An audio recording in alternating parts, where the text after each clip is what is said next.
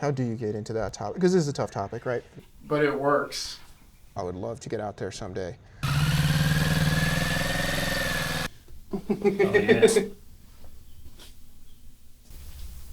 Random stickers, low stickers. Yeah.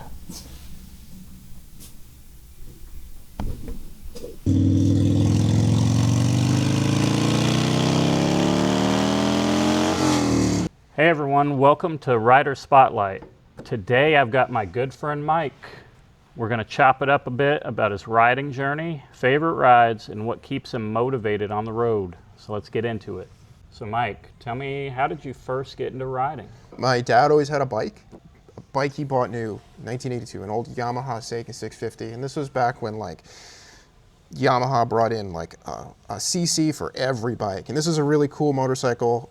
I would sit on it in the garage when I was like a kid and pretend to ride it. For some reason, it had a super loud horn, so I would sit there and beep the horn. And then people come up and like, what are you doing? You know, beeping the horn. So when I was really young, or like really when I was old enough to get on the bike, we would take just day trips on that bike. I don't remember it being really comfortable, I gotta be honest. I remember it being kind of loud, kind of rickety, but it was a really cool bike because it had shaft drive, which was super rare these days. And my dad built like a custom fairing for this bike. And so super unique. Like you will never see another motorcycle that looks like this bike. It was just cool. We'd take day trips, and think finally when I was old enough, my dad was like, all right, it's time to learn how to ride. I rode my BMX bike down to the DMV, took the test to get the permit, and then rode my BMX bike back home. And this is like a 5-mile trip on a BMX bike, which is a lot of riding. And then like, literally that afternoon was the first day I rode a motorcycle. Wow. Yeah. So what was your first bike? The first bike that I ever rode was that Yamaha we were just talking about. Yeah. But the first bike that was like, okay, you're gonna ride this consistently was a 2007 Kawasaki Ninja 250, which started, I guess, a theme in my life of owning Kawasaki's. Really good beginner bike. I really gotta be honest, like super easy to ride, super cheap. You can't get a Ninja 250 anymore for the price that I paid for a Ninja 250, which is like under $2,000. With like completely brand new, almost like 500 miles. I did 2 Rampo 500 trips on that, which was 500-mile weekend trips camping. And then what happened to that bike is I kind of grew out of it, and my younger sister and brother started riding, and they learned how to ride on that bike too. So we had that bike for probably about 10 years. Oh yeah. Yeah. Cool. So what kind of riding do you like to do most?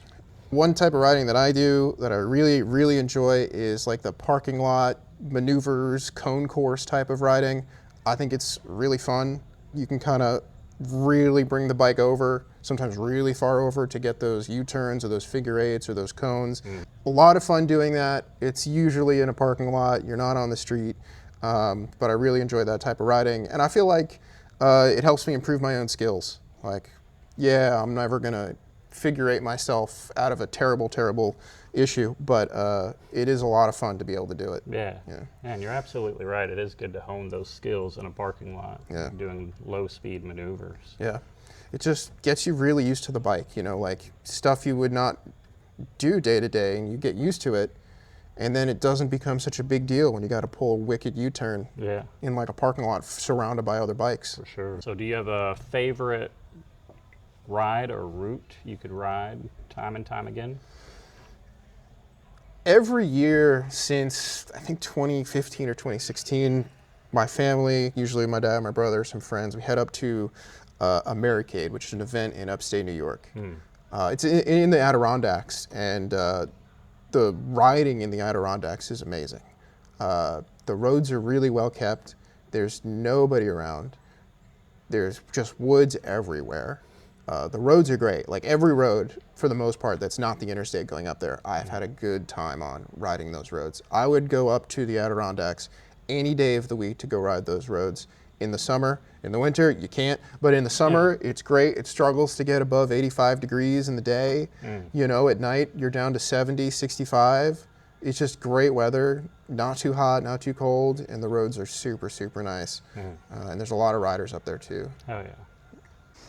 So a lot of people know you as the guy that rides Kawasaki's all the time. Yep. But when I pulled up today, I did notice a Harley in the driveway. So what's up with that one? What's up with that one? So before, I've always had a Kawasaki in my life. At some point, I've had W800, I had the 250, KLR. But before I just had this bike, I had some cruiser bikes, and I really missed being on a cruiser. I've had Indians, I've had Harleys, I've had Victories. And so finally, kind of after almost 10 years of trying to get one and just not either being in the market for it or not, I have a Harley Davidson Street Glide Special. 2015, there's a picture of me that I will share. That is me almost getting one about 10 years ago. But this is the exact same bike, not the same bike, but the same spec, almost the same color. I wanted something, I love the V-twin sound. There's really nothing like it. And this is a parallel twin. It doesn't sound great, but it sounds like something. And I wanted to have something big to cruise on. Like I said before, one of the cons of this bike is like the highway range is just pitiful. And there's really no way to fix it. And while I love this bike, something for a little more long distance oriented, I went for the Street Glide. I've always wanted one. I've test rode the new ones, the old ones, and this one worked out. And so Awesome. that's how I got that one. Hell And yeah. I'm super excited to get that out and riding it. Sweet. What kind of impact has riding had on your life? Riding has opened up a lot of different opportunities to really do things that I wouldn't have normally done. Taking road trips, spending time with my family in a way that isn't just sitting at the house or doing a holiday dinner or something like that. Really having something in common with my dad and my brother, just sometimes super hard to come by, things that you're all interested in and you're all like equally super interested in.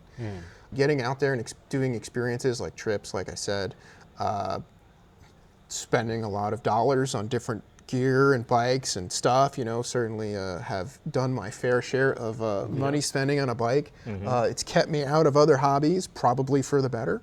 But overall, like a really positive impact, getting out there, making friends, experiencing different things that I wouldn't have pretty much have never done. So the current bike today, the Kawasaki Z650 RS, what are some mods and upgrades that you've done to it? Well, I've done what I could with what I can. And so one of the first things I always do on a bike when I get it is figure out where I'm putting stuff. That isn't me. Pockets are great and backpacks great, but on a hot day, it's much better to have that stuff just somewhere else. So I got a set of saddlebags from SW Motec. They fit on perfectly. I also got the luggage rack and the luggage semi-top case. It's really just kind of a duffel that you strap on. My favorite piece of gear on this bike, though, is the tank bag by Moscow Moto. It has a place to put a patch, which I love, but also a great part about this bag is that it converts to a backpack. And so I love having a backpack with me wherever I go. If I'm out, it holds my camera gear, holds my water, holds stuff I don't want in my pockets.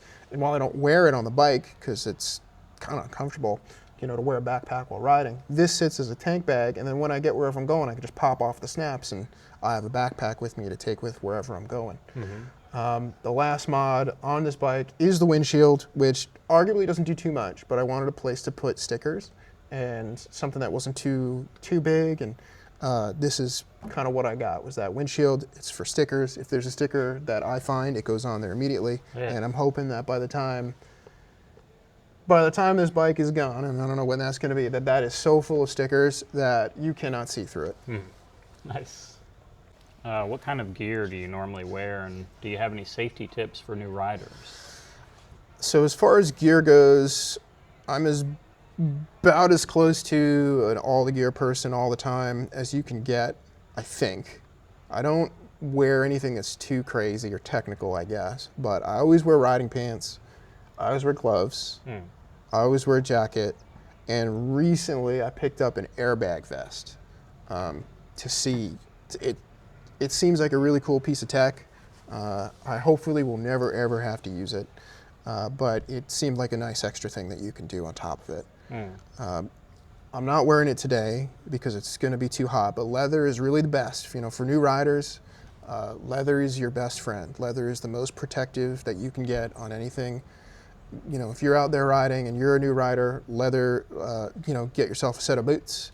Get yourself a pair of riding pants, not regular jeans. If you're an experienced rider and you know the risks, get out there on whatever you want. But if you're a new rider, get some jeans with Kevlar in them and get yourself a leather jacket, a nice leather jacket.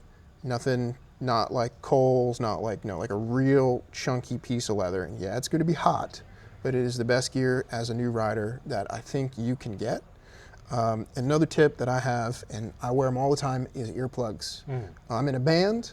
I wear earplugs when I'm in a band. I wear earplugs at shows. I wear earplugs on the bike, on every bike I ever ride, even this bike, which has no exhaust, because the wind noise is just too much. Yeah. So that's like my biggest tip, is just get some earplugs, keep them in your pocket, get duplicates, get the throwaway ones, get the custom ones. Who cares? Just wear them. Yeah. That's my biggest tip, Definitely. I'd say. Yeah, is like for a new rider, because you don't expect it. You get out there on the bike and suddenly you're at 70 miles an hour on the freeway, and the wind, you can't hear anything. You know, Yeah. can't hear the bike, For sure. can't hear your horn. So there you go. For somebody that's getting into riding, what's the best advice you could give them? First is there's the motorcycle safety course. A lot of people take that, and there's a good reason. They'll prepare you for pretty much just enough to get on your own bike. They'll provide a lot of instruction and even gear, and then a motorcycle usually that you can learn on, where you don't have to worry about dropping it, or you don't have to worry about it being your first bike. That something goes wrong on, because you're doing it in a controlled parking lot, and at the end of it you get your license, which is great. You're not going to be an expert, but you will be ready to get out there and do your own thing. Another thing for riders is, at least first-time riders, is get what you want. Get the bike you want. Don't get a bike because someone else thinks you should get it, or don't get a bike because it's what everybody else is doing. I got Kawasaki's all the time. You know, it's one of the always things I always get. Yeah. And that's because I like them. But don't listen to me. Get what you want. Yeah. You know, who cares? Definitely. Ride what I you agree. want. And customize it the way you want it. You know. So are there any dream rides or destinations that you'd want to get to someday? One day I want to go to Sturgis, ride it or not. I don't know. It really depends how much free time I have. I would love to get to Sturgis and ride what they have in South Dakota. There's so many famous roads out there. I would love to get out there someday. On a Harley is even better, right? Yeah. But I'll ride it on a Kawasaki as well. For sure. Another destination that I really want to go to, and I don't know how I'll ever do this, is the logistic of this is going to be almost impossible. But I want to ride in Japan. The roads that I see there, I don't know if they're the most windy roads, but I love just the way the Japanese countryside looks.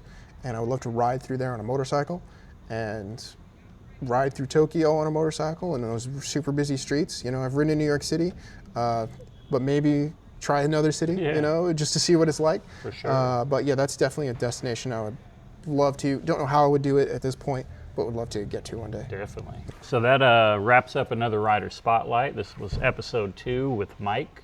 Mike, I appreciate you coming and sharing your Yeah, story you're welcome, with man. Thanks us. for having me. It's really interesting to hear about, and I can't wait to get some riding in. Absolutely, yeah. Just like the last episode, we'll have some ride footage in this one. Like, subscribe, share, tell your friends. I'm always looking for other people to do these Rider Spotlights. Always interested to know what your story is. Peace.